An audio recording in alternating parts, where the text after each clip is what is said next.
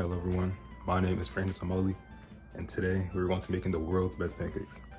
Now this isn't like a family recipe or anything like that, but it is a recipe that I found works for me. So with that being said, let's get started. Okay, so before we get started, the first thing we need are our ingredients. So first you want to get 1/4 cups of whole flour, 1 to 1.5 tablespoons of sugar cane or pure sugar, 3.5 teaspoons of baking powder, 1 large egg, 1 1/4 cup of milk, any kind, 1/4 teaspoon of salt, 3 tablespoons of melted butter or vegetable oil, and 1 teaspoon of vanilla extract. Okay, so in terms of what you need to cook the food, you need a whisk, you need some measuring cups, you need either 2 like medium bowls or 1 big bowl like I'm using here. You need a spatula, like a small plastic spoon, medium-sized spoon,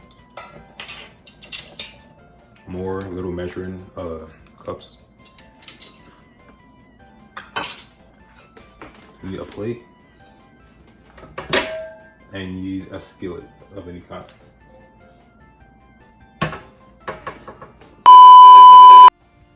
Okay, so the first thing you want to do is add in all of your dry ingredients listed here.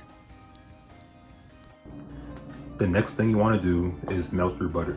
I'd say for around 20 to 30 seconds, that's it.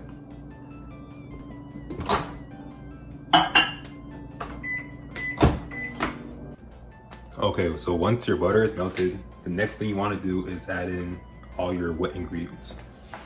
So here's the melted butter. Okay, so as you can see, I've already added in the melted butter. So the next thing you want to do is add in the milk, the large egg, and the vanilla extract.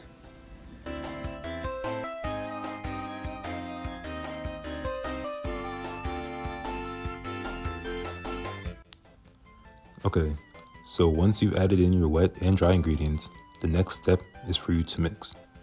Now when mixing, the goal is to not overmix to where it's too smooth, and to not undermix to where there's too many clumps.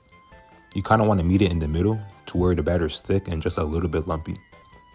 At this point, you can add in things like chocolate chips or blueberries, which is what I would have done, but I didn't see any at the time, so I decided to just make regular pancakes.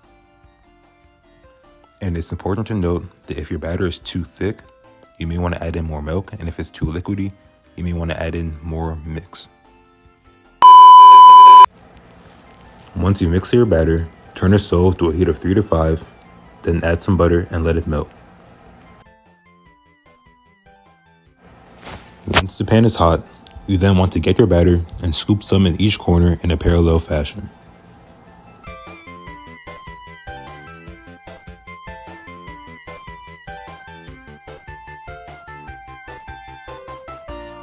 Once you've waited for around 35 to 55 seconds, you then want to flip your pancakes. As you can see right here, the pan was nowhere near hot enough, so this pancake turned out flat. But everyone knows the first pancake is never good anyways, so we move on.